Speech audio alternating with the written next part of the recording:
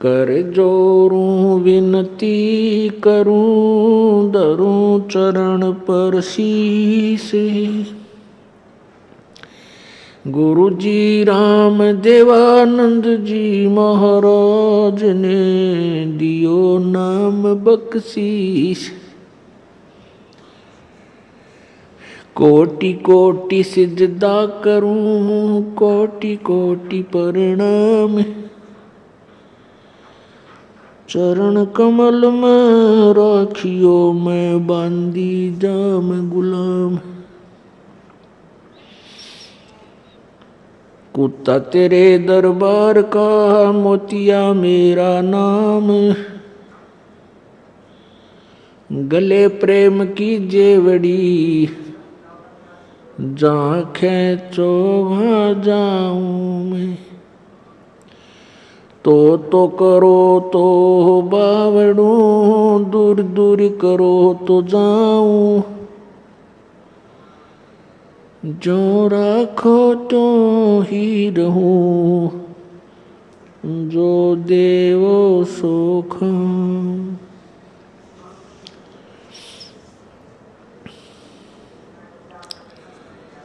जय इब के सतगुरु मिले, सब दुख आखूं रो।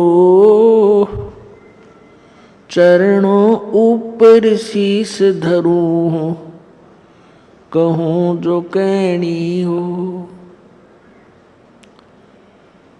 कबीर साईं मिलेंगे, पूछेंगे कुशलात। आद अंत की सब कहूं, अपने दिल की बात। गुरु जी तुम ना भूलियो, चाहे लाख लोग मिल जाही। हमसे तुमको बहुत है, तुमसे हमको नहीं। तुमरे विसारे क्या बने, मैं किसकी शरण में जाऊं।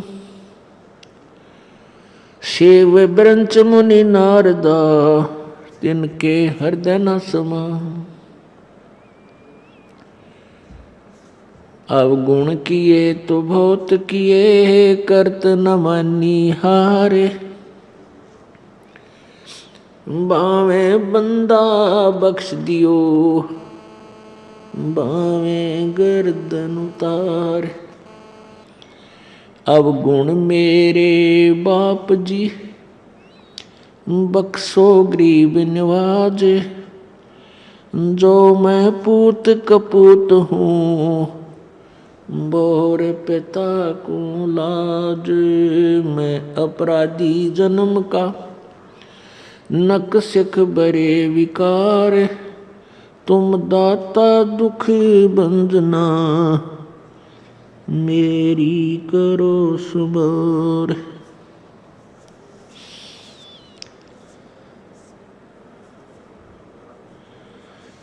कबीर लूट सको तो लूटियो,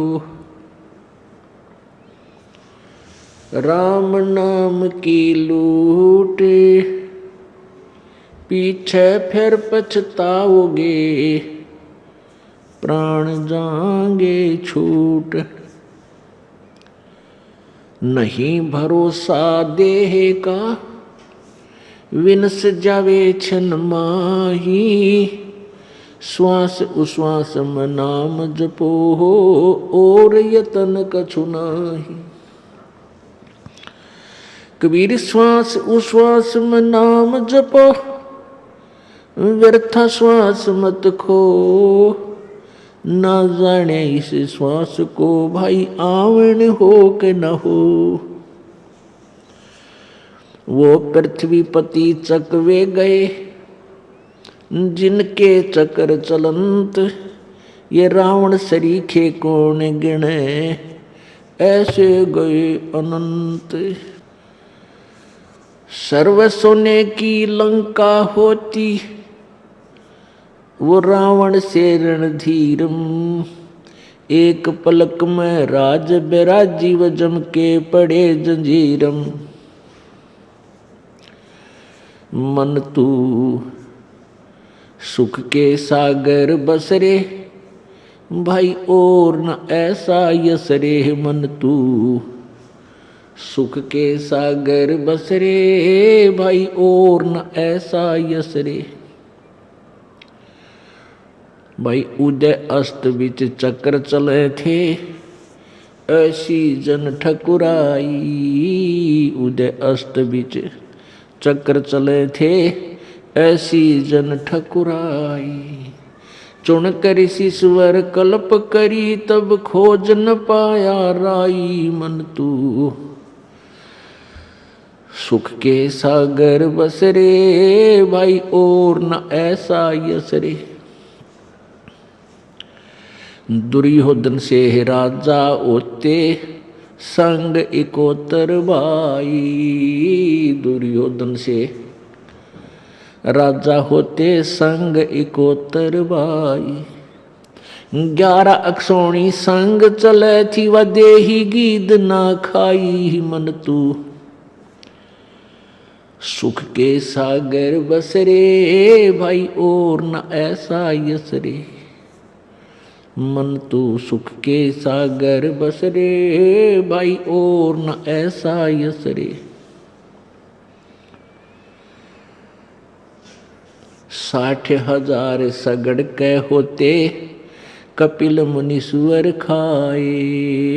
60,000 सगड़ के होते कपिल मुनीश्वर खाए। एक सपुत्र उत्तान पात का वो परमात्म पद पाए। मन तू सुख के सागर बस रे भाई और न ऐसा यस रे। मन तू सुख के सागर बस रे भाई और न ऐसा यस रे। भाई काशीपुरी कबीरा होते ताहे लखोरे भाई। काशीपुरी कबीरा होते ताहे लखोरे भाई। केसों से बन जा रे जिस कह 9 लख बलद आई। मन तू सुख के सागर बस रे भाई और न ऐसा यस रे। मन तू सुख के सागर बस रे भाई और न ऐसा यस रे। परमपिता परमात्मा सारी सृष्टि के रचनहार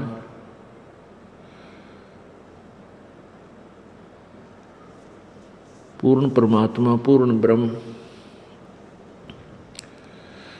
कष्ट निवारक संकट मोचन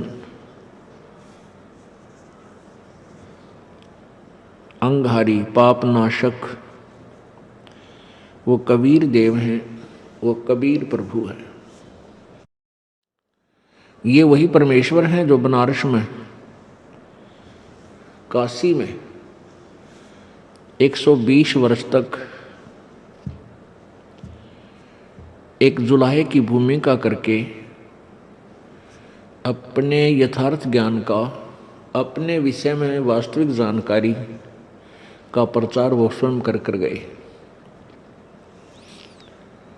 पुण्यात्माओं,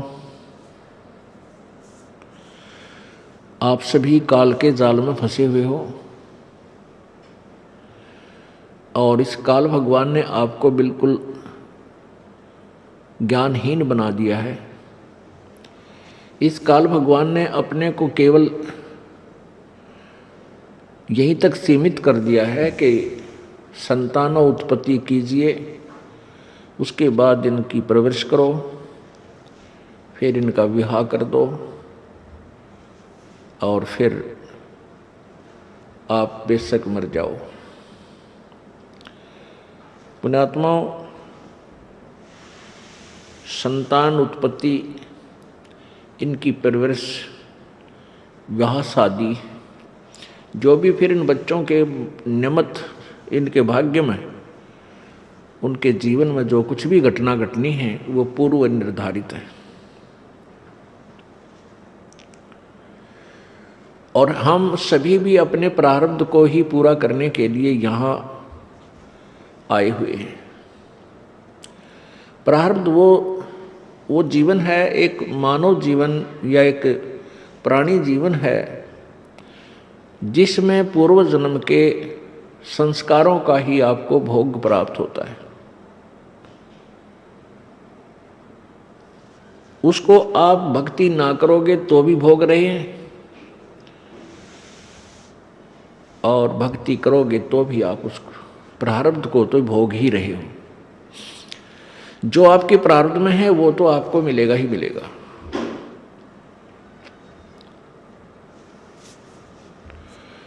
उसको नहीं कोई रोक सकता, जो पूर्व निर्धारित प्रभु के द्वारा किया गया है।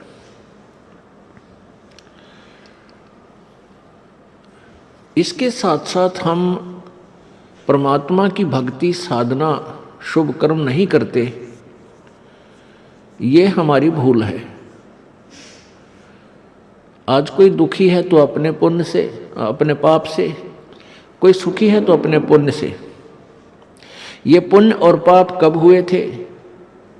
पूर्व जन्म में, पूर्व जन्मों में, पहले के जन्मों में, जब आप कभी मनुष्य जीवन में थे। तो उन पुण्य और पापों का आपको अब भोग प्राप्त है। जिसके पुण्य अधिक हैं उसी रेशो में, उसी अनुपात में उसके पुण्य अधिक प्रारब्ध में प्रवेश कर दिए गए, मिला दिए गए। जिनके पाप अधिक हैं उनके पाप इस प्रारब्ध में अधिक मिला दिए गए हैं। आपके बहुत से पुण्य ऐसे हैं जो संचित हैं। संचित वो कर्म हैं जो जन्म जन्मांतर में आपने किए और वो इकट्ठे हुए आपके अकाउंट में बैलेंस हैं, शेष हैं। तो यहाँ दोनों ही कर्म भोगने पड़ते हैं। जब तक हम पूर्ण परमात्मा की सत्साधना परम संत से लेकर नहीं करते तो पुण्य भी भोगने पड़ते हैं और पाप भी भोगने पड़ते हैं। और ये काल भगवान आपके प्रारब्ध को कैसे रचता है? आपके पुण्यों का एवरेज ले लेता है, रेशो लेता है, पापों की भी रेशो लेता है। दोनों को मिलाकर के आपका जीवन निर्धारित हो जाता है। जिनके पाप घने हैं वो दुखी घने, जिनके पुण्य अधिक हैं वो आज सुखी नजर आते हैं। उनके पास कार, कोठियां, संपत्ति, संतान अच्छी है। पुण्यात्माओं, ये प्रारब्ध तो प्रत्येक प्राणी भोग ही जाता है, चाहे वो परमात्मा का नाम बिल्कुल भूल कर भी नहीं लेता। और ये भी कहते हैं कि हम भगवान को नहीं मानते, परमात्मा कहीं नहीं है, क्योंकि वो नास्तिक हो चुके हैं। नास्तिक वो प्राणी होते हैं जिनको कोई बचपन से ही ठीक मार्गदर्शन यानी आस्तिक परिवार नहीं मिलता, या कोई साधु संत उनको नहीं मिलते। जो बिल्कुल नास्तिक हैं, शराब पीते हैं, मांस खाते हैं, बकवाद गढ़ते हैं, और वो आजीवन सुखी नजर आते हैं, जो यहाँ का हम सुख मानते हैं, और मर भी आसानी से जाते हैं। उनकी मृत्यु भी विशेष कष्टदायक नहीं होती है। और कुछ ऐसे भक्त भी होते हैं जो भक्ति भी कर रहे हैं किसी ना किसी इष्ट देव की, और वो दुखी भी हैं और भक्ति भी कर रहे हैं। अब जो दुखी हैं वो भक्ति इसलिए करते हैं कि हम सुखी हो जाएं, वो उनकी मजबूरी है। और लेकिन वो सुखी भी नहीं होते और दुखी भी होते रहते हैं, और फिर उनकी दुर्गति से मृत्यु भी होती है। ये उसका प्रारब्ध था। अब यहां समस्या आ जाती है कि जो व्यक्ति कॉमन होते हैं, न्यूट्रल होते हैं, वो ये कहते हैं भी उस व्यक्ति ने कभी भक्ति नहीं की, ना अच्छे काम किए, और सारी उम्र ठाठ करे, बढ़िया उसकी संपत्ति, संतान थी, खूब बरकत हुई इसके घर में, और मर भी आसानी से गया। उसको कोई परेशानी नहीं उठानी पड़ी, ना कहीं बड़ा सा कोई ज़्यादा बीमार हुआ। और एक हम देखते हैं ये भक्त सारी उम्र इसने भक्ति भी की, मंदिरों में गया, मस्जिदों में गया, वहाँ धामों पर चक्कर लगाए, भक्ति भी करता रहा, गीता जी का पाठ करता था और इसको कोई बरकत नहीं हुई, दूने दुख हुए। तो इससे जो न्यूट्रल व्यक्ति होते हैं वो बट नेचुरल नास्तिक हो जाते हैं। वो ये सोचते हैं बताइए भक्ति करा करता रही, इसने करी कोई ना, ये ठाठ से रहा रही, इसकी दुर्गति हो रही, तो क्या दे रहा इस भक्ति में, क्या रखा इस भक्ति में। तो पुण्यात्मा ये तो है कॉमन सोच, अपनी साधारण व्यक्ति की, अपने लेवल की, अपने स्तर का ज्ञान है, ये लोक वेद है। इन सभी धारणाओं को सेट करने के लिए, सभी धारणाओं को सुचारू करने के लिए भी कौन से काम करने चाहिए, कौन से ना करने चाहिए, और वो जो व्यक्ति सुखी रहा सारा जीवन ठाठ किए वो उसमें क्या राज था, और जिसने भक्ति भी की दुर्गति रही उसमें क्या राज था, इसका निर्णय संत देते हैं, सतगुरु के विचार देते हैं, परमात्मा के सदग्रंथ देते हैं, परमात्मा का विधान बताएगा। तो उसको हमने मानना चाहिए, उस पर आरूढ़ हो जाना चाहिए। फिर हम अपनी दंत कथाओं को आगे नहीं लाना चाहिए, उसमें वो आगे नहीं अड़ानी चाहिए।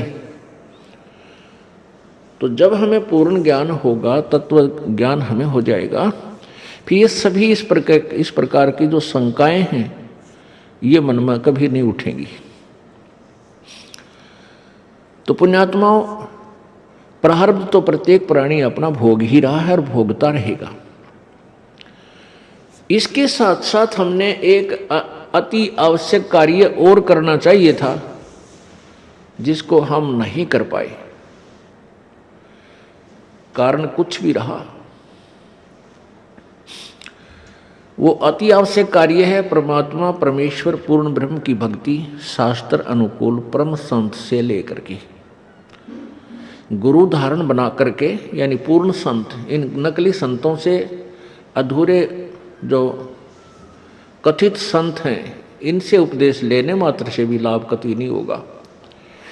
अब जैसे वो व्यक्ति भक्ति भी करता था दूसरा, और एक नहीं करता था, एक वो सुखी भी रहा, दूसरा भक्ति करते करते भी दुखी रहा, तो प्रथम तो उसके प्रारब्ध था, उसके दुख थे, उसमें पाप गणे कर रखे थे किसी जन्म में, वो उसने भोगे। और दूसरा, उस व्यक्ति के पास शास्त्र अनुकूल साधना नहीं थी, पूर्ण परमात्मा की नहीं थी। जब तक आप पूर्ण परमात्मा, पूर्ण ब्रह्म, सत्य पुरुष कबीर देव की, कबीर परमात्मा की भक्ति नहीं करोगे परम संत लेकर यथार्थ मंत्रों से, तब तक आप अपना प्रारब्ध तो भोगते रहोगे, जैसा किया वैसा कर्म भी भोगोगे। अन्य किसी भी देव की, किसी भी भगवान की आप जी पूजा करते हो, उससे आपके, ठीक है, पुण्य और भक्ति कर्म जो उस स्तर के हैं वो तो इंक्रीज हो जाएंगे, वो पुण्य तो बढ़ जाएंगे, लेकिन आपके गुड अकाउंट में लिख दिए भी जाएंगे। लेकिन आपके प्रारब्ध के कष्टों में, संकटों में कोई परिवर्तन नहीं कर सकते, नहीं हो सकता, क्योंकि वो प्रभु जिनकी आप साधना करते हो वो अंगारी नहीं है, वो पापों के शत्रु नहीं है, वो बंदी छोड़ नहीं है, वो बमबारी नहीं है। इसलिए हमने उस परम पिता परमात्मा पूर्ण ब्रह्म की वो सत्य भक्ति करनी पड़ेगी, जिससे हमारे पाप भी नाश हों, प्रारब्ध में हमारे जो कष्ट लिखे हुए हैं उनको भी परमात्मा नाश करे।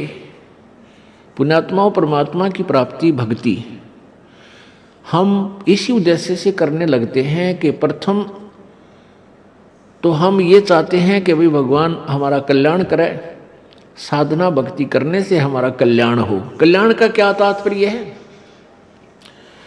कल्याण का अर्थ है कि हमें हर प्रत्येक, जैसे प्रत्येक दिशा में हम सुखी हों, ना कोई आपत्ति आवे, ना कोई कष्ट भोगना पड़े, और पूर्ण मोक्ष हो। कल्याण का अर्थ होता है कति छुटकारा हो जाए, हम बिल्कुल दुखों से दूर हो जाए, उसको कल्याण कहते हैं। अब कति छुटकारा क्या हो? कोई पाप, कोई दुख ना हो और दुख तब तक बना रहेगा जब तक आपका जन्म मृत्यु है, क्योंकि यहां जब आपका प्रारब्ध बनकर आओगे तो पुण्य और पाप दोनों होंगे। उन पुण्य और पापों के साथ साथ आपको अन्य भी आपदाएं, प्राकृतिक आपदाओं का भी सामना करना पड़ता है। यहाँ अन्य प्राणी जो हिंसक प्राणी हैं वो भी आपको बाधा करते हैं, और दुष्ट प्रकार के व्यक्ति भी जो मनुष्य शरीर में आए हुए हो, नीच प्राणी, वो भी आपको तंग करने में कसर नहीं छोड़ते हैं। तो जब तक आप यहाँ आते रहोगे, जन्मते मरते रहोगे, आप सुखी नहीं हो सकते। ये सुख हो ही नहीं सकता, क्योंकि मां के पेट में दुख पान लगे प्राणी। मां के गर्भ में ही इतना कष्ट ये उठाता है कि ऊपर ने तो पैर होते हैं, नीचे को सिर,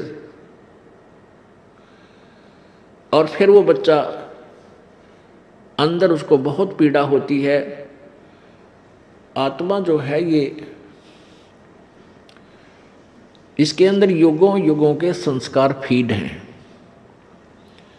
आत्मा के अंदर अंतःकरण में एक कंप्यूटर है जिसमें कोड वर्डों में अनंत असंख्य जन्मों के आपके सभी संस्कार उसके अंदर डिपॉजिट हैं, फीड हैं, जमा हैं। और जब ये प्राणी माँ के पेट में होता है, इसको सब याद आ जाते हैं। 9 महीने तक उल्टा सिर नीचे को, पैर ऊपर न, और माँ के पेट में ऐसे घूमता रहता है, चक्कर काटता। चक्कर क्यों काटता है? क्योंकि इसको अंदर से, इसके कच्चे शरीर पर बहुत ऐसे पीड़ाएं होती हैं, क्योंकि एक तो शरीर इंक्रीज होता है, और फिर अंदर ऐसे जैसे माता कोई आहार करती है, उसका भी अंश उस बच्चे के कच्चे शरीर पर मिर्च है, लवण है, ये ऐसे असर करता है, ऐसे डंक से लगते हैं उसको, जैसे मच्छर काटते हैं। उस पीड़ा को समाप्त करने के लिए मचलता है तो वो घर्षण से, माँ के पेट के अंदर से घर्षण पैदा करके, घर्षण के द्वारा घूम घूम के उस पीड़ा को ये समाप्त करने की चेष्टा 9 महीने करता रहता है। और उस समय ये प्रार्थना करता है, परमात्मा मेरे से जो भूल हुई अब मुझे याद आ गई। क्योंकि संकट जब आता है तब हम हर तरह से सोचते हैं भाई ये क्यों आई आपत्ति, ये भगवान मैंने ऐसा कौन सा पाप कर दिया, क्या गलती बन गई मेरे से। और जब तक ये सुखी रहता है इसको कुछ याद नहीं आता, केवल बकवाद याद आती हैं, वो मित्र याद आते हैं जो गुटी छुटी लाव ताश खेलते हों, या वो रिलेटिव रिश्तेदार याद आते हैं जिनके साथ गप्पे मारने जावे, सैर सपट्टे कर आवे। और जब इस पर आपत्ति आ जाती है फिर इसको परमात्मा याद आता है। इसलिए परमेश्वर कबीर देव जी कहते हैं कि सुख के माथे पत्थर पड़ो, जिस ते नाम हृदय ते जाए, और बलिहारी उस दुख के जो पल पल नाम रटावे। परमेश्वर कहते हैं कि ऐसा सुख भी ना देना, ये मांगना मालिक से। हमें संकेत करते हैं परमात्मा अप बाणी बोल के अपने ऊपर ही, कहते हैं भगवान इसे सुख का आग लगो जिस तेरा नाम भूल पड़े, तेरी याद जिससे जा, मैंने इसे सुख की जरूरत नहीं परमात्मा, आग लगे इसे। क्योंकि ये सुख तो झूठा है, ये तो अस्थायी कुछ ही समय के लिए है। और इस सुख में यदि हम भगवान भूल गए, यही तो समय है परमात्मा याद करने का, यही समय है मनुष्य जीवन जो है हमारा भक्ति करने का, दान करने का और शुभ काम करने का। और इनको हम बकवादों में खत्म कर रहे हैं। तो ये सुख जो आज अस्थायी है, ये पिछले पुण्य से है, और हमने उस सुख की जरूरत नहीं परमात्मा, जो हमारे इस भक्ति मार्ग से दूर कर दे, आपसे दूर करे। वो बलिहारी उस दुख के, कहते हैं कुर्बान हो उस दुख के जो दुख हमें भगवान याद दिलावे। तो यहाँ का जो सुख है ये तो अस्थायी है, ये तो रहेगा ही नहीं रहेगा। और फिर हम जिस उद्देश्य के लिए मनुष्य जीवन प्राप्त करके आए थे वो हमारा रह जाएगा। तो ये जब माँ के गर्भ में प्राणी होता है तब ये सोचा है परमात्मा मैंने बहुत गलती करी, मैंने आपको याद नहीं किया, और अब के जब बाहर आज एक बार बाहर निकाल दो, मेरा शरीर ठीक ठाक पूरा कर दो मालिक, क्योंकि मनुष्य जीवन की वैल्यू का इसको मां के गर्भ में पूरा पता होता है। आत्मा बूढ़ा और बालक नहीं होती, आत्मा बाहर आकर के मूर्छित कर दी जाती है इन 3 गुणों के द्वारा। जो ही आत्मा शरीर के साथ बाहर आती है, शरीर में स्थूल शरीर बनकर इसके ऊपर एक कवर चढ़ा जाता है अंदर, और उसमें ऐसी जकड़ दी जाती है, और बाहर आते ही जब तीनों गुण रजगुण ब्रह्मा सतगुण विष्णु तम गुण शिव जी, ये एक एक इंजेक्शन लगा देते हैं इसके, और जिससे ये मूर्छित हो जाती है। इसको पता नहीं तू कौन है, कहाँ से आई है, क्या उद्देश्य है तेरा। फिर इसको नए सिरे से कह कह सिखाया जाता है, ये तेरा चाचा है, ये तेरा ताऊ है, ये तेरा पापा है, तेरी मम्मी है, ये तेरा भाई है, ये तेरी बहन या बुआ, ये तेरा खेत है, ये पशु है, इसका ये पक्षी है। यानी नए सिरे से इसको ये ऐसी शिक्षा फिर दी जाती है। माँ के गर्भ में इसको पता होता है कि मैं जब भी जाता हूँ, बाहर गए हैं उसी समय हमने भक्ति नहीं की, और परमात्मा की सत्य भक्ति ना करने से अन्य भक्ति तो बहुत की, जैसे ओम नाम का जाप करके ऋषियों ने हठ योग करके तप किए, उस साधना से कहाँ चले गए, स्वर्ग चले गए, महास्वर्ग चले गए, वहाँ देवता बन गए हैं, ब्रह्मा विष्णु महेश तक की पदवी को हमने प्राप्त कर लिया, और फिर अपने पुण्यों को समाप्त करके हम फिर पशु बन गए, पक्षी बन गए, गधे बन गए, कुत्ते बन गए, सुअर बन गए। ये भक्ति भी यूजलेस, जिसे संकट तो मिटाई नहीं, ठीक है कुछ समय के लिए जो बकवाद थी स्वर्ग में वो ठाठ कर आए। जैसे एक धनी व्यक्ति यहाँ हरियाणा, पंजाब, राजस्थान, उत्तर प्रदेश आदि का, और 2 महीने कुल्लू मनाली शिमला की साइड चला जावे, पैसे ले जाओ 20, 30, 50 हज़ार 2 महीने के लिए, पूरा परिवार चला जाए, चाहे आप अकेला जाए। और वहाँ क्या करते हैं, ठाठ करने का क्या तरीका है कि होटल में कमरा किराए पर ले लिया, और वहाँ सारा दिन ठंडी ठंडी हवा, अच्छे बाग बगीचे, पहाड़ दृश्य दिखाई दें सुंदर सुंदर, उनने घूम फिर के देखा है, और 2 महीने वहाँ रहे, क्योंकि वहाँ बहुत ही अच्छा वातावरण मौसम होता है, गर्मी नहीं होती, प्यारी प्यारी ठंड होती है। तो वो 2 महीने में 20, 30, 50 हज़ार रुपये बर्बाद करके, खर्च करके, जेब कटवा के वापस आ जाता है, और 10 महीने फिर कर्म क्षेत्र में वो खून पसीना करे, झूठ बोला क्षेत्र लूटा खसोटा, यानी पुण्य पाप इकट्ठे करे।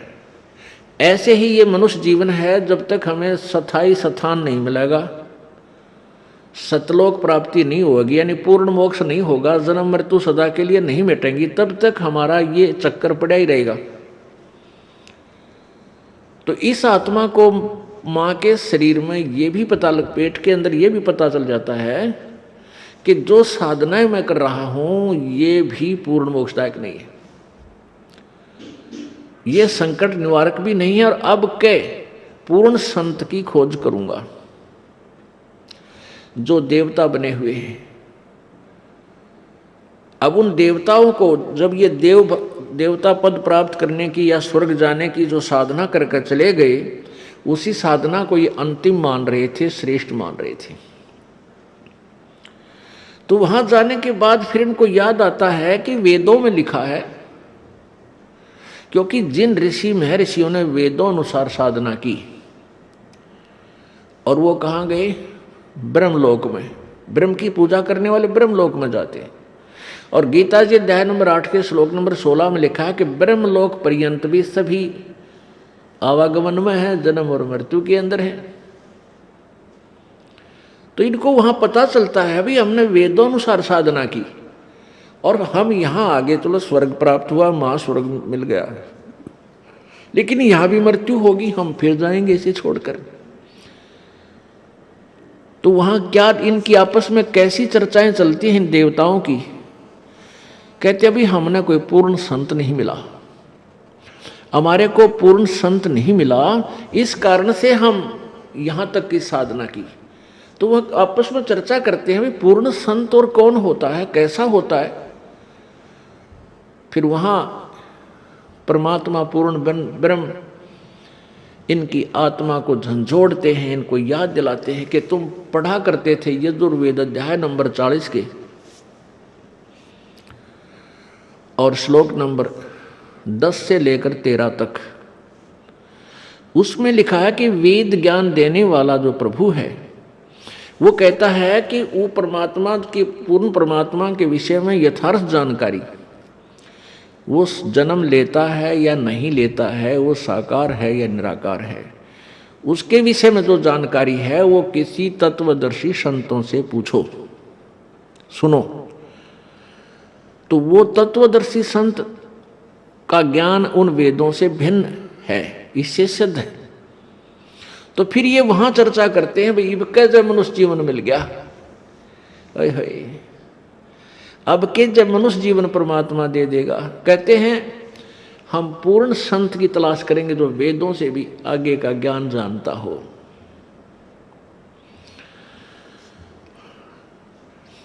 अब परमात्मा अपनी सच्चिदानंद घन की वाणी में 5वें वेद में कहते हैं, इस देही को देवालोचे तू नर क्यों उकलाता। जैसे कई व्यक्ति दुखी हो जाते हैं अपने प्रारब्ध के पापों से, संकट के ऊपर संकट, संकट के ऊपर संकट आ रहा है,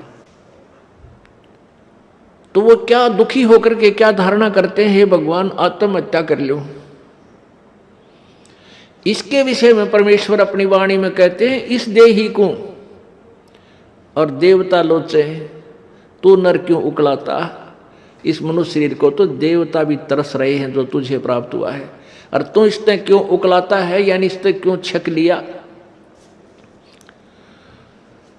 अब इससे दुखी होकर तू इसको नाश करने जा रहा है, इससे अच्छा कोई संत तलाश कर, भक्ति कर, पूर्ण संत की खोज कर। अब यहां इन जालिमों ने क्या जुल्म कर रखा है, ये नकली संतों ने, ये असली संत तक जाने नहीं देते। जगह जगह इन ठगों ने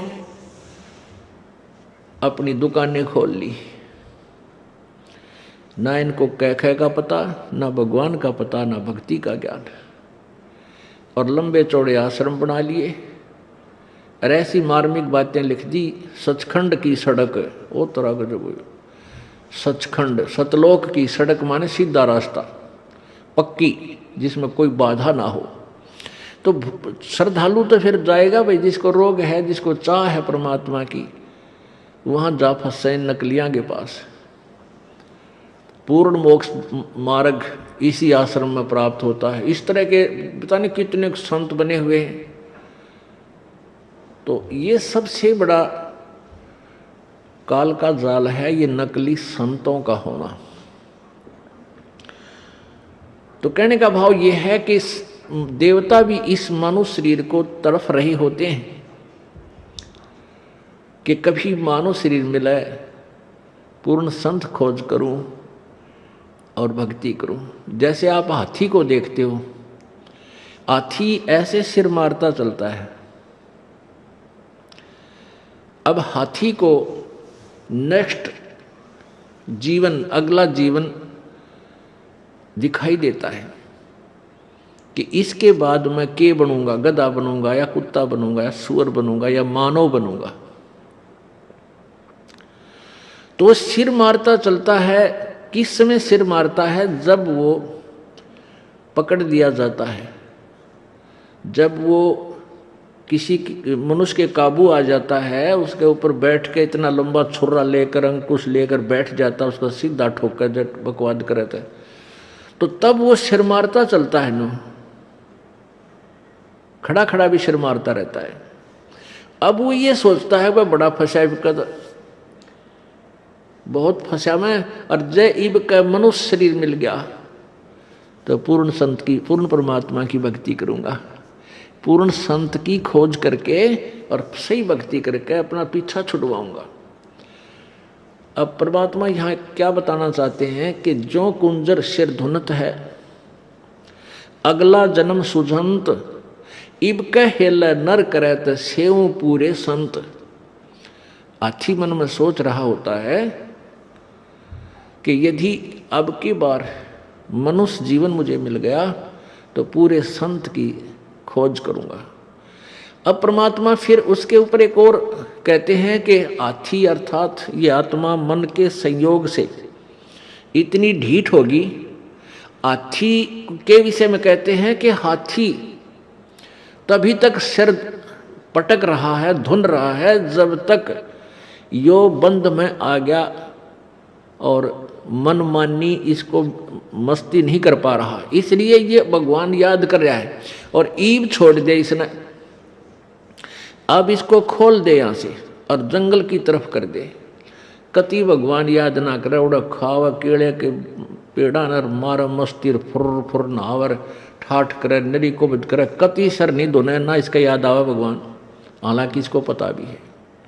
तो इसलिए परमात्मा कहते हैं भाई इस परमात्मा के तत्व ज्ञान के बिना ये प्राणी ना तो भक्ति कर सकता और ना ही अपने इस मानव जीवन को ठीक ढंग से जी सकता। इसमें कोरी को बद करेगा। थोड़ा सा कोई राजपद प्राप्त हो गया, कोई बड़ा सा अधिकारी बन गया तो धरती तोलन न हो जा।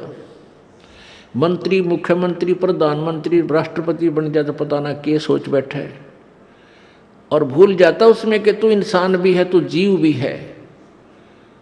तो ये जो चौंध लावा है, ये काल लगावा है, ये भूल जो डालता है, ये काल लगाता है कि ताकि ये नरे कर्म फोड़ ले अपने और पापों की गठड़ी बांध ले। क्योंकि अच्छी आत्माएं पूर्व जन्म की होती हैं, वो ही कोई उच्च पद, अच्छा धन प्राप्त करती हैं। तो वो अच्छी आत्माओं से नरे पाप करवा कर उनको नीच आत्मा बनवा देगा। और जो दुखी हैं वह तो पिछले, जो गरीब हैं, रोगी कोडी हैं, वो तो पिछले जन्म के पहले ही पाप नरे इकट्ठे कर रखे। तो पुण्यात्माओं, तत्व ज्ञान से हमें ये जानकारी होगी कि पूर्ण संत हमें मिला है, उनसे हम भक्ति लेकर साधना, सत साधना करें और मर्यादा में रहेंगे तो हमारे पाप कर्मों से आने वाले प्रारब्ध के जो कष्ट हैं वो पाप भी कट के हमें सुख होगा। यानी आप पर आने वाली आपदाएं, संकट भी दूर होंगे, आप निर्धन भी नहीं रहोगे, आप धनी बन जाओगे। एक तो आप यहाँ के भौतिक सुख के, भौतिक धन के धनी बनोगे और आध्यात्मिक धन के भी आप धनी बनोगे। आप दोनों ही धनी इस परमात्मा की सत्य साधना से। कौन से परमात्मा की? उस पूर्ण ब्रह्म की। गीता जी अध्याय नंबर 15 के श्लोक नंबर 1 से 4 तक ये बताया गया है कि ये संसार रूपी एक उल्टा लटका हुआ वृक्ष जानो और वृक्ष की ऊपर को जड़े मानो। ऊपर अर्श कुर्श पर, अर्श माने आसमान पर, कुर्श माने उसके कॉर्नर पर, आखिरी छोर पर, अर्श कुर्श पर श्वेत गुमज है। और जहां परमेश्वर का डेरा, जहां कबीर परमात्मा का डेरा स्थान सतलोक है। अरस यानी आसमान के अंतिम छोर पे, ऊपर में, कति चोटी में, सुन शिखर में, तो वहां परमात्मा रहता है सतलोक में। तो ऊपर को तो जड़ है, यानी वहां से तो सबकी उत्पत्ति हुई है। वहीं से ब्रह्म की उत्पत्ति, जो 21 ब्रह्मांड का मालिक है, ब्रह्मा विष्णु महेश का पिता है, जिसको काल ज्योति निरंजन भी कहते हैं, काल ब्रह्म भी बोलते हैं। और वहीं से परब्रह्म जो 7 संग ब्रह्मांड का स्वामी है, उसकी उत्पत्ति हुई है। अर्थात वो जड़ है, वो मूल है, मुख्य है सबकी, सभी प्राणियों और सभी ब्रह्मांडों का रचनहार वही है।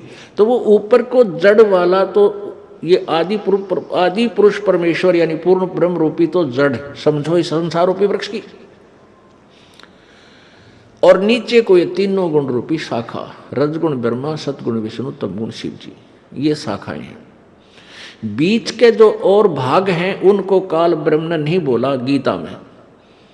उसके लिए गीता जी अध्याय नंबर 4 के श्लोक नंबर 34 में बताया है कि वो तत्व ज्ञान जो अध्याय नंबर 4 के श्लोक 32 में जिसके विषय में लिखा है कि सच्चिदानंद घन की वाणी में वो लिखा हुआ है, विस्तार से कहा उस तत्व ज्ञान को, यानी कंप्लीट नॉलेज, उस पूर्ण संपूर्ण ज्ञान को किसी तत्वदर्शी संत से जाकर पूछ। उनको दंडोत प्रणाम करने से, कपट छोड़कर उनसे प्रसन्न करने से वो तत्वदर्शी संत तुझे उस परमात्म तत्व की, यानी और परमात्मा गीता ज्ञानदाता से कोई भिन्न है, उस पूर्ण ब्रह्म के बारे में जानकारी देंगे। उस तत्वदर्शी संत की पहचान बताई है 15वें अध्याय के प्रथम श्लोक में। उसमें बताया कि ऊपर को जड़ वाला, नीचे को तीनों गुण रूपी शाखा वाला, ये जो संसार रूपी वृक्ष के सारे पार्ट, सभी विभाग, जड़ कौन परमात्मा है और तना कौन प्रभु है, डार कौन प्रभु है और शाखा कौन है, ये विस्तार से जो जानकारी देगा स वेदवित, वह वेद के तात्पर्य को जानने वाला है, अर्थात वो तत्वदर्शी संत है।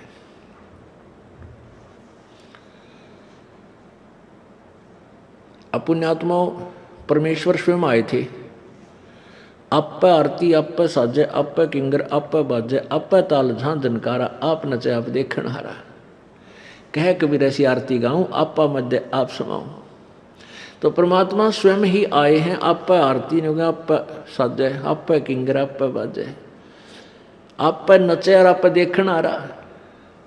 आप ही एक दास की भूमिका कर रहे हैं परमात्मा, और स्वयं ही सब ब्रह्मांडों का संचालन करने वाले भी वही हैं, सबकी देख रेख भी वही कर रहे हैं।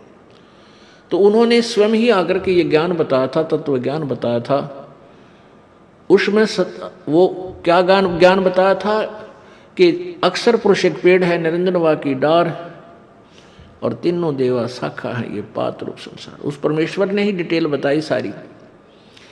जड़ तो वो खुद मालिक है ही, उससे अलग बता रहा है कि जैसे पेड़ आपको बाहर नजर आता है पृथ्वी से, तुरंत वो मोटा जो हिस्सा होता है वो तना है।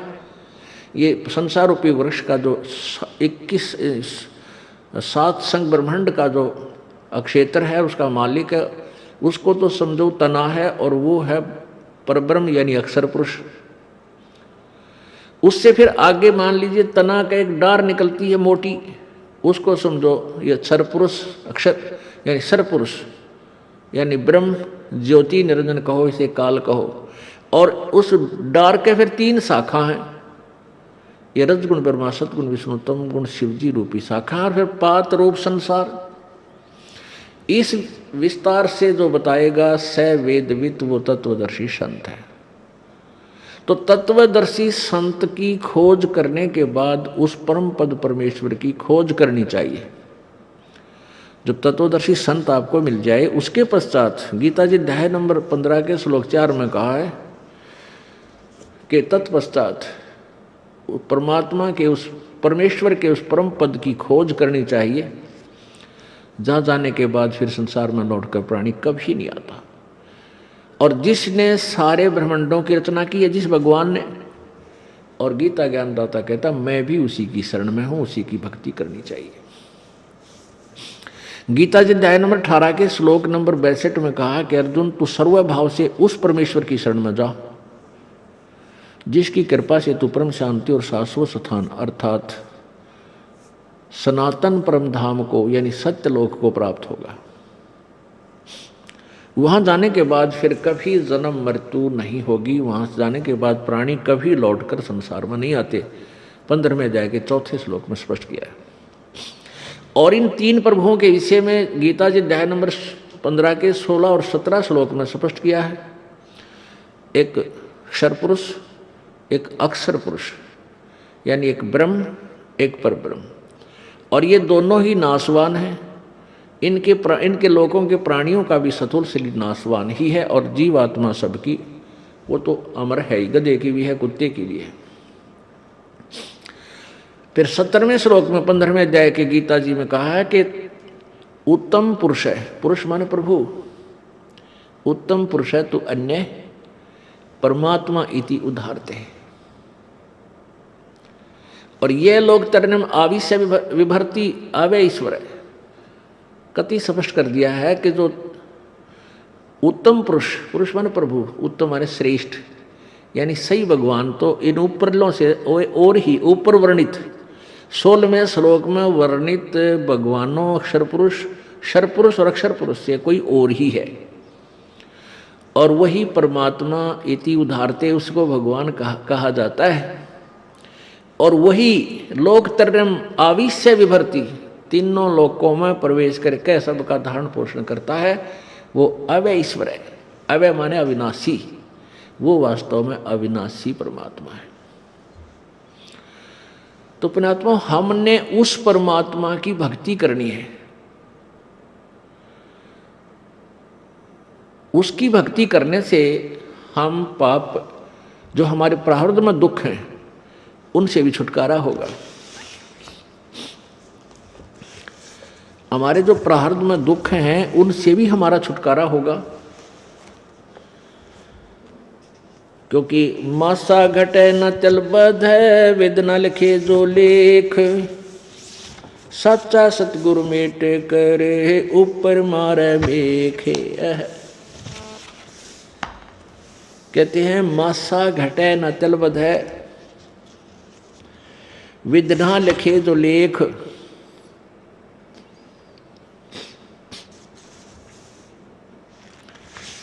और सच्चा सतगुरु मेट के ऊपर मार दे मेघ। आपके प्रारब्ध में जो भी लिख दिया गया है, आपका जो मनुष्य जीवन आपको प्राप्त है, इसमें जो कुछ भी लिखा गया है, इसमें कोई परिवर्तन नहीं हो सकता। मासा घटे न चल बध है, वेद न लिखे जो लेख।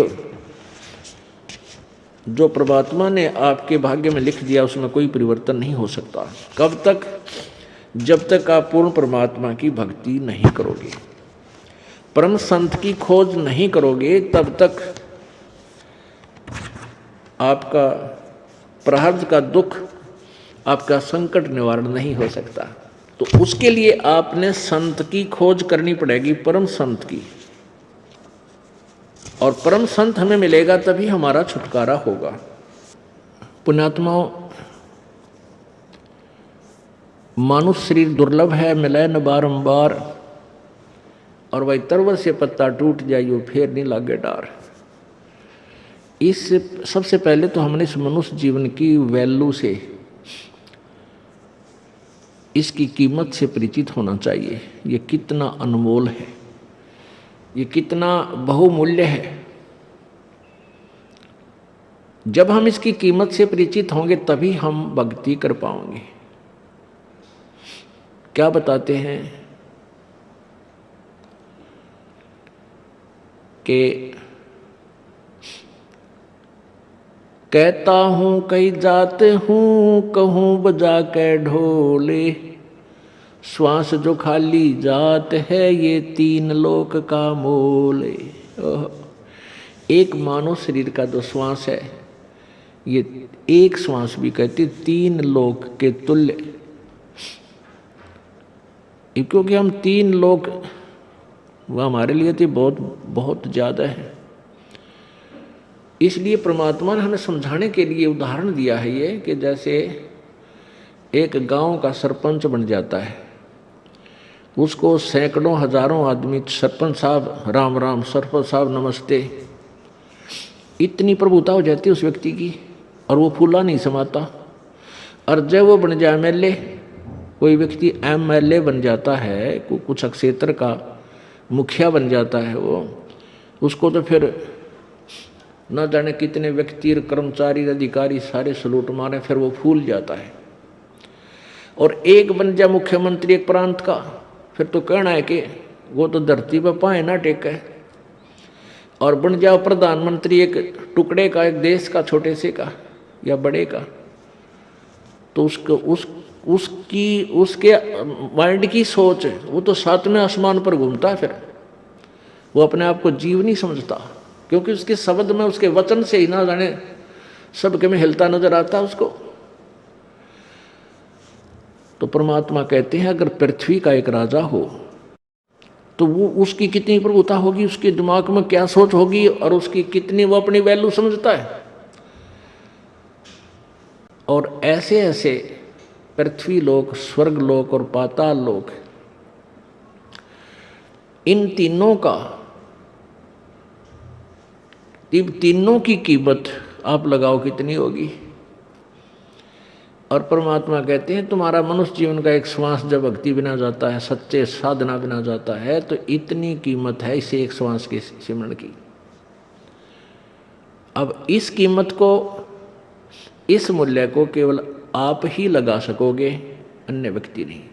क्योंकि आप सत्संग में आने से जौहरी बनोगे, लाल की परख करने लगोगे, तब आपको इसकी कीमत का अलग से पहचान होगी, तुरंत महसूस होगी। खास सत्य बात है।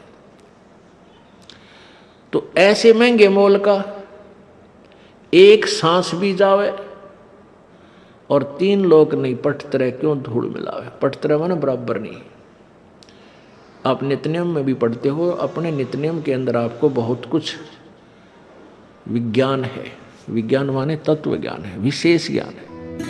आइए अब हम उन श्रद्धालुओं के अनुभव जानते हैं जो जगत गुरु तत्वदर्शी संत रामपाल जी महाराज जी से दीक्षा प्राप्त कर चुके हैं तथा उनके द्वारा बताए गए भक्ति मार्ग पर चल रहे हैं। नमस्कार सर। सतसाहिब जी। सर क्या नाम है आपका?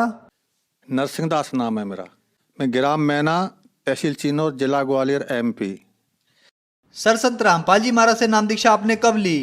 2014 में ली सर। सर संत रामपाल जी महाराज से नाम दीक्षा लेने से पहले क्या आप कोई भक्ति साधना भी करते थे? मैं भक्ति करता था। पहले एक महात्मा जी ने नाम दे रखा था मेरे को, उन्हीं की सेवा करता था और उन्होंने एक मंत्र दे रखा था तो उसी पे साधना करते रहते थे। मैं तो बाबा बन गया था और घर छोड़ दिया था मैंने 2000 में ही। फिर जो एक महात्मा जी थे चरणदास जी, उनको मैंने अपना गुरु बना लिया। उनने मेरे को मंत्र दे दिया तो बस उन्हीं की सेवा करता रहा और उन्होंने बता दिया बेटा जी भक्ति करते रहो, नाम जाप करते रहो और आपको भगवान मिलेगा। तो बस वो करते करते करते करते जब उनके नाम से कुछ नहीं उगाया था तो फिर मैंने दूसरे गुरु बनाए। तो उनने भी बता दिया कि भाई ऐसे ऐसे भक्ति करो, आप ठीक कर रहे हो। तो उनने बता दिया कि आप व्रत करो और उपवास करो, जितना हो सके उतना करो, ऑटोमेटिक ये पूजा पाठ बंद कर दो, आप तो तपस्या में लग जाओ। फिर मैं एक गुफा बनवाई और गुफा बनवा के फिर मैं उस तपस्या में लग गया। मैंने खाना पीना भी बंद कर दिया। 5-6 साल मैंने कोई अन्न आहार नहीं किया, केवल कोई फल फ्रूट आ जाता तो खा लेता था और कभी कभार आलू वगैरह आ जाते थे तो उसको भूंज करके खा के और गुफा में घुस जाता था। 5 साल तक जब मैं साधना करता रहा तो एक सिद्धि सी प्राप्त हो गई मेरे अंदर। इतना मैं देख लेता था कि जब कोई मेरी गुफा की तरफ आता था तो मैं उसको देख लाता था 1 किलोमीटर 2 किलोमीटर दूर से कि कोई मेरी तरफ आ रहा है, और कुछ ला रहा होता था तब भी देख लेता कि आज फलाना आदमी आ रहा, मेरे लिए ये चीज़ लेके आ रहा है। तो मैंने सोचा कि अब तो बहुत अच्छा हो गया। बोले तपस्या वो गुरुदेव ने मेरे को सही बताई थी, जो कि इतनी बड़ी उपलब्धि मेरे को हो गई। मैं इसी को ही बहुत बड़ा चमत्कार मान रहा था गुरुदेव का। फिर तपस्या करते करते एक दिन क्या मेरे को एक वाइट कलर का प्रकाश नजर आया और उसमें से आवाज़ आ रही थी। मेरे को जी नहीं दिखा, उसकी बॉडी दिखी नहीं कि कौन है, मेरे को केवल आवाज़ आ रही थी कि बेटा अभी तो कुछ नहीं है, अभी तो ये तेरे को सिद्धि साधी लाग गई, इससे कुछ नहीं होने वाला है। बोले अगर मोक्ष की गति चाहते हो तो इसके लिए कोई सच्चे गुरु की तलाश आपको करना पड़ेगी, और नहीं तो ऐसे ही भटका खाते रहोगे आप लोग। फिर मैंने सोचा कि ये कैसे बात बनेगी। फिर मैं बाहर निकल आया, घूमता रहा, वो सच्चे गुरु की तलाश में बहुत जगह गया मैं, पर कोई, अब जो भी मेरे सामने वो महात्मा मिलता तो मैं वो महात्मा 18 और मैं 25, इतना फर्क मेरे को उसमें दिखता था। तो मैंने कहा कि अब इनको गुरु में क्या बनाऊं कि ये तो मेरे से वैसे ही बहुत कमज़ोर हैं। ये बने जरूर हैं, मठाधीश थे, बड़े बड़े जटा जूट रखा रखे थे, उन्हें बड़े बड़े आश्रम पे पैसा वाले भी थे, पर भक्ति उतनी कुछ नहीं थी उनके पास। जब मैं उनको अपनी आंख से देखता था तो उसमें कुछ नहीं था, केवल पैसा था उनके अंदर। कईयों पास गया तो एक बार मेरे को कबीरपंथी कुछ भाई मिले। उनने कहा महात्मा जी कहाँ जा रहे हो? मैंने कहा भाई ऐसे सच्चे गुरु की तलाश के लिए मैं जा रहा हूँ कि जिसके पास शब्द होए, वो शब्द लेने जा रहा हूँ मैं, जिससे भक्ति साधना करके अपनी मोक्ष की गति पा सकूँ। तो वो बोले कि हमारे गुरुदेव शब्द बताते हैं, आप हमारे गुरु जी के पास चलिए। तो मैंने कहा चलो भाई, मैं पहले उनसे बात करूँगा। बोले हाँ आप बात कर लेना। तो वे मेरे को मथुरा ले गए सर। मथुरा में जाकर पहुँचे, वहाँ के जो प्रचारक थे, क्या नाम है वो, तुलसीदास जी महाराज, जय गुरुदेव। तो उनके पास मैं गया तो उनसे भी बातचीत हुई ऐसी। तो उन्होंने कहा बेटा भक्ति करो, मैं सवेरे आपको नाम दूंगा। तो जब उनने मेरे को नाम दिया सवेरे, और नाम देते के बाद में उनने मेरे से कहा था कि बेटा चिलम मत पीना और हुक्का पी लिया करो, क्योंकि हुक्के में तो वो तम्बाकू छनके जाती है तो वो तेरे को नुकसान नहीं करेगी, और हुक्के में कोई दिक्कत नहीं है। तो मैं 500 रुपये का जिल लम्बा हुक्का लेके आ गया मैं, और 3 किलो तम्बाकू आके मैंने अपनी गुफा पर रख लिया, और फिर दे दनादन हुक्का चलता रहा। तो छाती पे ऐसा हो गया कि जलन सी चालू हो गई, क्यों हुक्का का सीधा धुआं जाता है। चलता रहा तो 3, 4, 5 साल तक। फिर मैंने उनको पूछा, मैंने हुक्के से तो मेरे को दिक्कत खड़ी हो रही है। बोले नहीं इससे कुछ दिक्कत खड़ी नहीं होगी, जो पहला कवर जमा है ना वो हट रहा है और जे कवर दूसरा चढ़ रहा है। तो मैं फिर लगा रहा साधना करने के लिए।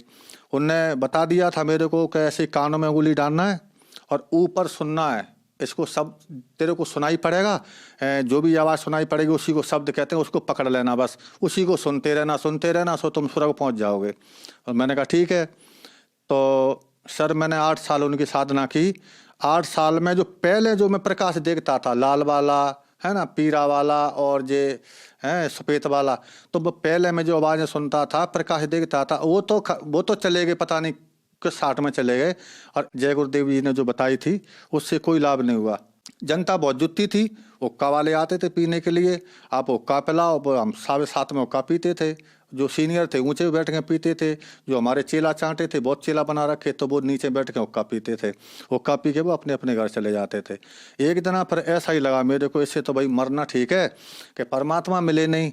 पूरी जिंदगी मैंने इसी में निकाल दी। पहले बैरागी बना है, त्यागी बना, अखाड़ों में गया, सारी जगह घूम का मैं आके मैंने अब मरना ठीक है। और जब मैंने सीख ही लिया था थोड़ा साधना में कि बॉडी मेरी कई गुफा में पड़ी रहेगी और मैं अपना देश से निकल जाऊंगा, भगवान फिर मिलेगा कभी न कभी। जब ऐसा मैंने शरीर में अपने में मन में जो विचार किया ना, उसी रात को मेरे को संत रामपाल जी महाराज एक विमान टाप के में बैठ करके और आकाश मार्ग से आते हुए नजर आए। उसका एक कैमरामैन एक साइड में बैठा था, एक कैमरामैन एक साइड में, 2 कैमरामैन बैठे थे, और बीच में जो संत रामपाल जी महाराज बैठे थे। तो ऐसे हाथ कर रहे थे, ऐसे हाथ वो करें तो जनता ऑटोमेटिक धरती से उड़ उड़ के और ऊपर की तरफ जा रही थी, और सतगुरु के जयकारे लग रहे थे। ये चीज़ मैंने देखा तो मैंने कहा भाई यहाँ अभी भी सतगुरु का जयकारा लग रहा है, तो कहीं ना कहीं कुछ है, अभी भी आशा, अभी अपनी हिम्मत नहीं हारना चाहिए, अभी भी कुछ न कुछ करना चाहिए। तो मैंने कहा देखते हैं। फिर सुबह एक भगत जी आए, इन्होंने जय गुरुदेव पंथ को छोड़ करके और संत रामपाल जी महाराज से दीक्षा ले रखी थी। पहले वो हमारे गुरु भाई थे, तो वो आए तो उन्होंने कहा कि भगत जी आप वही साधना कर रहे हैं। मैंने कहा क्या बकवास कर रहे हैं। भगत जी कहता है, पहले तो महाराज कहता था, आज भगत जी क्यों? बोले नहीं, बोले पहले महाराज हमारे लिए आप पहले महाराज थे, अब भगत जी हैं। क्यों? कि हमने संत रामपाल जी महाराज से दीक्षा ले रखी है और उन्हें सारा ज्ञान हमें समझा दिया। तो मैंने कहा कि क्या है? बोले कि आप ये पुस्तक को पढ़ लेना। तो वो मेरे को एक ज्ञान गंगा पुस्तक देखें गए थे। जब वो ज्ञान गंगा पुस्तक देखें गए तो एक दिन हमारी मजोटी लगी हुई थी हमारी गुफा के पास, वहाँ पे हुक्का पी रहे थे। हुक्का पीते पीते एक दिन याद आया, मैंने कहा भाई वो एक संत रामपाल जी के शिष्य थे, वो हमें जो ज्ञान गंगा पुस्तक देखेंगे, देखना भाई उसमें पढ़ना क्या लिखा है। तो एक हमारे शिष्य ने ला के मेरे को दे के, लो महाराज आप ही पढ़ लो। तो मैंने जब उसको देखा, इधर मैं चिलम भी हुक्का भी पी रहा था, इधर मैंने पुस्तक ऐसे करके देखी, तो उसमें मैंने एक दुआ पढ़ा। उसमें लिखा था कि सोनारी जारी करे सुरा 500 बार, और एक चिलम हुक्का भरे वो डूबे काली धार। जब मैंने ये दुआ पढ़ा तो भगत जी मेरे दिमाग में ऐसा हथौड़ा सा लगा कि मैंने तो पूरी जिंदगी अपनी बर्बाद कर दी।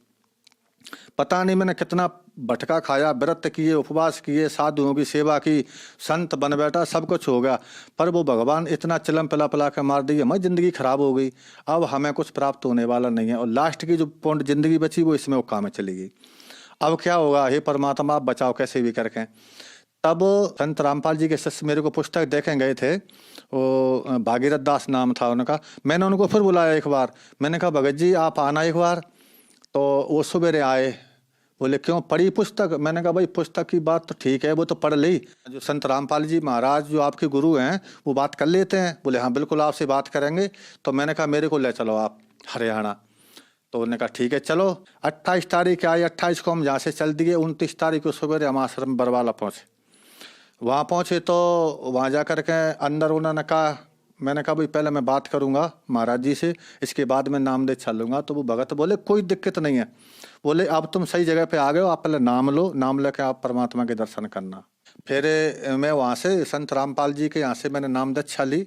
सर, संत रामपाल जी महाराज से नाम दीक्षा लेने के बाद क्या आपको कोई लाभ भी प्राप्त हुए?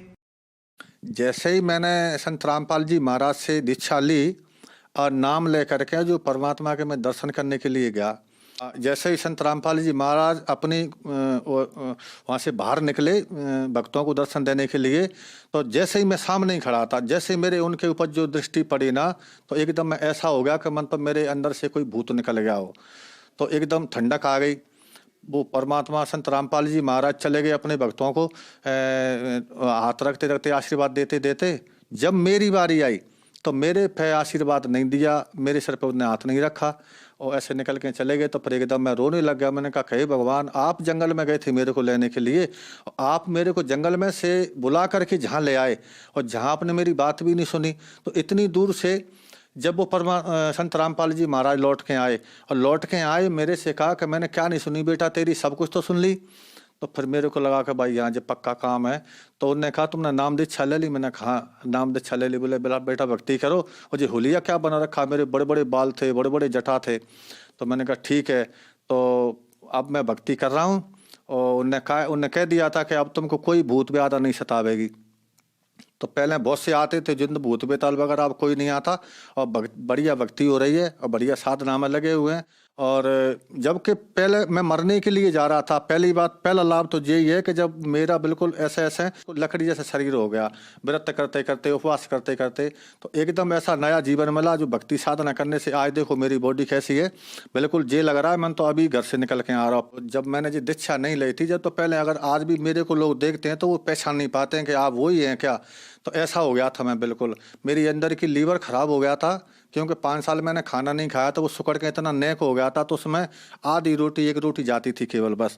तो अगर ज़्यादा खाता था तो बीमार हो जाता था और कम रोटी खपती थी, इससे बिल्कुल शरीर कमज़ोर होता जा रहा था। तो पहली बात तो यह है कि जब परमात्मा संत रामपाल जी महाराज से मैंने दीक्षा ली, तो जो मैंने मंत्रों के जाप किए, जो क्रिया उन्हें बताई थी, जो मैंने करना चालू की, तो आज मेरा वो लीवर भी सही है और मेरी पूरी बॉडी बिल्कुल ऐसे लगती है कि जी पता नहीं कौन है। और अगर आज वो देखें तो मेरे कोई पहचान नहीं पाएगा कि जी वही हैं कि दूसरे हैं। तो संत रामपाल जी महाराज ने मेरे को नया जीवन दान दिया है और इतने बहुत से लाभ किए हैं मेरे साथ। तो इतने लाभ किए हैं कि एक बार रात को वो जिंद फिर आ गया था वहाँ पर। ये संत रामपाल की साधना छोड़ने के लिए वो मना कर रहा था। बोले पहले ही बढ़िया था, कोई दिक्कत नहीं, बढ़िया चलम चलती थी, वो का चलते थे। अब तो यहाँ पे कुछ होता भी नहीं है, हैं। तो बोले पहले हम भी आते थे तुम्हारे लिए, पैसा की कोई कमी नहीं पड़ती थी, हम पैसा भी आपको व्यवस्था कर देते थे। तो मैंने उनको कहा भाई अब तो मैं बिल्कुल ठीक हूँ, मेरे को कोई परेशानी नहीं है। तो वो भी धीरे धीरे करके फिर मैंने अर्जी लगाई संत रामपाल जी महाराज को। मैंने फ़ोन लगा के अर्जी लगाई मैंने कि वहाँ पे मैंने कहा भगत जी ऐसी ऐसी बात है, यहाँ पे भूत परेशान कर रहे हैं मेरे को। संत रामपाल जी महाराज ने वहाँ बता दिया कि बेटा भक्ति करते रहो और कबीर साहब सब ठीक करेंगे। आप तो भक्ति करते रहो, भक्ति मत छोड़ना। अगर भक्ति छोड़ देना ना तो फिर वो परेशानी खड़ी हो जाएगी। तो आज मैं भक्ति करता आ रहा हूँ और आज तक के स्थिति में मेरे को कोई परेशानी नहीं है और आज बिल्कुल सही सलामत मैं आपके सामने खड़ा हूँ। जब मैं घर से बाहर नहीं निकला था तब तो गुट्टी शुट्टी ला लेता था, हैं। और जब मैं अपना घर छोड़ के बैराग ले लिया तो फिर वो नशा, चिलम और हुक्का और ये तम्बाकू बीड़ी सिगरेट बस इसमें लग गया। कभी कभार गांजे में जो अफीम आती थी, अफीम को भी खाते थे। अखाड़े में तो सारे नशा होते थे। कछु बाबा तो ऐसे थे बड़े बड़े सीनियर हमारे वहाँ पे कि वो स्मोक का भी इस्तेमाल करते थे। पर एक बार नागा अखाड़ों की टीम हमारे पास आई तो उन्होंने हमसे कहा कि भाई ऐसी अच्छी मूर्ति आपके मस्तक पे इतनी चमक है और इतने बड़े बड़े जटाएं, आपसे तो हमारा अखाड़े में 4 चांद लग जाएंगे और आप हमारे अखाड़े में चलो। तो मैंने कहा भाई आपके अखाड़े में तो मैं चला जाऊंगा, पर मैं इतनी तपस्या कर रखी है मैं आपको एक एक करके बता दूंगा कि आपके अंदर क्या है। पर मेरे को आज भी आप दिख रहे हैं कि आपके अंदर भक्ति नाम की कोई चीज़ नहीं है, केवल आप लोग तो एक पोस्ट के ऊपर घूमते हैं। बोले हाँ वो तो बात सही है। तो मैंने कहा कि अखाड़े में वहाँ पर भक्ति हो सकती है? बोले आप चल के देख लो। तो मैंने कहा ऐसे नहीं जाता मैं, मेरे को जाते ही अगर कोई आप पदवी प्रदान करें तो मैं अखाड़े में जा सकता हूँ। तो उनने उसी जगह पे वहाँ महंत थे अखाड़े के, वो जो बजरंग दास, उनने उसी टाइम मेरे को 40 नागांव का महंत बना दिया कि आप 40 नागांव के ऊपर के सीनियर रहोगे और जे जूनियर रूम में आपके यहाँ काम करेंगे। तो उस बटालियन को लेकर के मैं चलता था, जहाँ भी यज्ञ में जाना है, जहाँ 40 नागा मेरे पीछे चलते थे, मैं आगे चलता था। और कुंभ में 2005 में उज्जैन गया था मैं, 2007 में इलाहाबाद में गया था, 2009 में हरिद्वार गया था। हर कुंभों में हमारी वो लगती थी, वो हमें जाता था। कई वो चेला भी हमने बना रखे थे, महात्मा लोग, साधु बहुत से चेला बन गए थे। वो इसीलिए बनते थे कि ऐसे सीनियर महात्माओं के चेला बनने से छोटे पूरे बाबा उनसे कुछ कहते नहीं है। पर वहाँ तो हमारे इकट्ठे लोग बैठ जाते थे, सब लोग स्मोक पीते थे। तो मैं उनसे कहता था कि भाई ये क्या है? बोले कि जो स्मोक है, इसे पियोगे तो देख लेना तुम डबल रोल हो जाएगा तुम्हारा। तो मैंने उनसे कहा कि जब आप इतना 1000 रुपये की स्मोक थोड़ी देर में पी लेते हैं और ख़त्म कर देते हैं, ये पैसा जो आ रहा है इसका आपके ऊपर पाप नहीं लगेगा? मैंने पहले रामायण गीता पढ़ रखी थी, इतना तो जानता था। तो मैंने कहा जी आप इतना नशा करते हो? बोले आप मस्त रहो, आप तो साधु बन गए। हमारे महंत ने ये कहा था कि आप साधु बन गए तो आपकी मुक्ति हो गई, है ना। और अब आपको कोई आवश्यकता नहीं है नशा करना है। बताओ, आप इतना सीनियर आपको बना दिए, अब आपकी क्या चिंता है? आपको तखत दे दिया बैठने के लिए। तो मैंने कहा ठीक है भाई, पर मन में वो लगी रहती थी कि भक्ति तो करना पड़ेगी। फिर उन्होंने नशा चालू कर दिया और 40,000 की चिलम इतनी बड़ी, उसमें 10 तोला गांजा बनता था और 5 सिगरेट की डिब्बी उसमें मिला करके गांजा भर देते थे। 20 आदमी बैठ जाते थे महात्मा, फिर उसको पीते थे ऐसे ऐसे करके। वो अलग टाप है अखाड़े का, जो अलग नियम होता है। तो उसमें तो इतना का पूरा नशा का काम है, एक दूसरे में मार दार। अगर किसी ने गलती कर दी तो 20 लठ मारते थे, उसको लेटा करके उसके पीठ में मारते थे 20 लठ। वो हमारा मैं तो ऑर्डर देता था कि नरसिंह दास इसमें 20 लठ मारो लेटा कर। तो मेरे को थोड़ा दर्द होता था, तो जितनी जोरदारी का वो मेहनत बताता था उससे मैं धीरे धीरे मारता था। उसमें कैसे ज़्यादा चोटें ना है, हाथ गोड़े इसके टूट न जावे। तो इतने काम वहाँ पे जो लोग करवाते थे। फिर उनसे पैसा वसूले जाते थे कि तेरे को नागा बनना है तो 5,000 रुपये दे और भंडारा करवा। तो कम से कम नहीं तो 20,000 रुपये का टारगेट होता था एक नागा पंथ में। इसमें से 2-4 हज़ार रुपये अपनी जेब में डाल लेता था और बाद बकाई अखाड़े में जमा कर देता था। इससे अपना जो सारा खर्चा चलता रहता था वहाँ पे। और कोई ऐसे बीच में आ गया कि भाई मेरे को नागा बनना, तो मैंने ऊपर भी नहीं भेजा, उसको नागा बना दिया तो पूरे 25,000 में ही अपने जेब में रख लेता था, उसका फर्जी पासपोर्ट में बना देता था। तो ऐसे चलता रहा। फिर वो मन में ये लगी रही कि भाई भक्ति जरूर ले, क्योंकि मैंने पहले साधना कर रखी थी। मैंने 5-6 साल पहले साधना, इतनी कठिन साधना की थी कि मैं किसी को मिलता भी नहीं था। लोग बाग मेरे को देखने के लिए तरस गए थे कि जी महात्मा इसमें गुफा में मर गया कि जिंदा है। तो जब ऊपर से अब आदेश हुआ कि इससे कुछ नहीं होता, कोई सच्चे गुरु की तलाश करो, जब फिर मैं गुरु की तलाश में निकला गुफा से, सब लोगों ने मेरे को देखा। और जब से जो मैंने ज्ञान गंगा पुस्तक पढ़ी और उसमें जो मैंने देखा और फिर मैंने गुरु दीक्षा ली संत रामपाल जी महाराज से, तब से नशा, बीड़ी, सिगरेट, गांजा, अरे पीने की तो चली बात है। का मेरे पास कोई बीड़ी पीने वाला भी आदमी नहीं बैठता, ना मैं किसी को बैठाता मैं इन लोगों के पास, और ना हमारी गुफा पे कोई अब ऐसा आदमी आता कि जो बीड़ी पीता होगा। जब तक संत रामपाल जी महाराज के शरण में नहीं जाते, जब तक नशा से मुक्ति नहीं मिल सकती। क्योंकि मेरे को पता नहीं है, बहुत से मैंने प्रयास कर लिए थे, कईयों जड़ी बूटी खिलाई मैंने, कईयों बाबाओं के पास गया, उन्होंने कहा इससे तुम्हारा गांजा छूट जाएगा, नशा छूट जाएगा। तब बहुत सी मैंने कोशिश की, पर मेरा नशा नहीं छूटा और बराबर चलता रहा। कोई लोग मेरे से कहते थे कि महाराज आप गांजा कम पियो, चिलम कम पियो, तो मैं लठ लेकर उसको मारने दौड़ता था। कभी तू कौन होता है, तो मेरी मर्जी है, मैं पीऊँगा। और जबकि वो बेचारे, आज मेरे को याद आती है कि वो मेरे को बिल्कुल सही कह रहे थे। और आज मैं अफसोस करता हूँ कि उन लोगों को मैंने बुरा बोल दिया। संत रामपाल जी महाराज की अगर कोई पुस्तक भी पढ़ ली किसी ने, तो उसी से उसका उद्धार सा हो जाता है। ऑटोमेटिक उनको प्यास लगती है। इनके शब्द में और इनके मंत्रों में इतनी शक्ति है कि ये चीज़ बगल में आती ही नहीं है। जो नशा हो, कुछ भी हो, सब बुराइयों से वो दूर हो जाता है बिल्कुल। ऐसी शक्ति है उनके शब्द में, शक्ति है। और जो नाम उन्होंने दिए हुए हैं वो बिल्कुल शास्त्रों में जो है, उन्होंने एक एक बात बताई है, हर शास्त्र की बात मेरे को बताई। जब मैं समझ गया, क्योंकि मैं पहले पुराण शास्त्र पढ़ चुका था, पर मेरे को समझ में नहीं आ रही थी, उसकी वो कुंजी नहीं मिल रही थी, उसकी कुलजी जो ताला लगा हुआ था। ऊपर से मकान को तो देख लेता कि जो मकान बना है, फिर ताला खुल के अंदर नहीं जा पा रहा था, इसका मतलब क्या होता है। पर संत रामपाल जी महाराज ने सारा मतलब मेरे को समझा दिया। और पहले तो मैं इतना बड़ा जो गुरु पद पर बैठा हुआ था, तो कुछ लोग मेरे पास आया करते थे कि महाराज जब मोड़ा गांजा ज़्यादा पीता है, चिलम ज़्यादा पीता है, तो मैं चुप हो जाता था। कि मैं क्या करूं, मैं तो खुद पीता हूं भाई। जब मेरी भी नहीं छूट पा रही है तो मैं तेरे लड़के की मैं क्या छुड़ाऊंगा। तो मैं चुप हो जाता था, उनसे कुछ नहीं कहता था, कह देता था और किसी महात्मा को देख ले भाई, मेरे बस की बात नहीं है। और बहुत से लोग ऐसे आते थे, बस हमको तो वही लोग अच्छे लगते थे जो कुछ चिलम पीने वाले आते थे। कई लोगों ने ऐसे प्रश्न किया, मैंने कहा ना, फिर छुड़ाया, कुछ नहीं हुआ उससे। वो तो संत रामपाल जी महाराज की जब शरण में गए तो आज बिल्कुल मैं स्वस्थ हूँ, मेरे को कोई बीमारी नहीं, कोई रोग नहीं है, आज मैं बिल्कुल स्वस्थ हूँ और अच्छा हूँ। सर, जो जन समुदाय आज आपको देख रहा है, आप उन्हें क्या संदेश देना चाहते हैं? उनके लिए तो मैं तो उनसे सबसे यही कहना चाहूँगा कि भाई आपको विश्वास नहीं होता है तो मेरे को आप देख लीजिए, मैं भी आप ही के साथ था, आपके अखाड़े में था, आपके अखाड़े में मैंने काम किया और भक्ति तो विधि कोई थी नहीं। तो आज आप मेरे को वो शक्ल देख लीजिए, ये देख लीजिए कि पहले कैसा था और अब कैसा हूँ। इसीलिए मैं तो सबको यही कहूँगा कि अगर कल्याण चाहते हो, अगर कल्याण कराना, अगर मुक्ति धाम आपको चाहिए, मुक्ति धाम में जाना है, तो आप संत रामपाल जी महाराज के शरण में आएँ और इनसे नाम दीक्षा लेकर के अपना कल्याण करवाएं। नहीं तो यहाँ पे कोई चारा नहीं है, कहीं पे भी चारा नहीं है। मैंने सारा कुछ देख लिया शुरू से भी। और जो हमारे जो भाई हैं जो पहले अखाड़े के, अगर वो सुन रहे हो इस इंटरव्यू को, अगर देख रहे हो, तो उनसे भी मेरी प्रार्थना है कि आप लोग भी ये अपनी विदुता को छोड़ करके और संत रामपाल जी महाराज के शरण में आकर के आप नाम दीक्षा लो और नाम दीक्षा लेकर के अपना कल्याण करवाओ।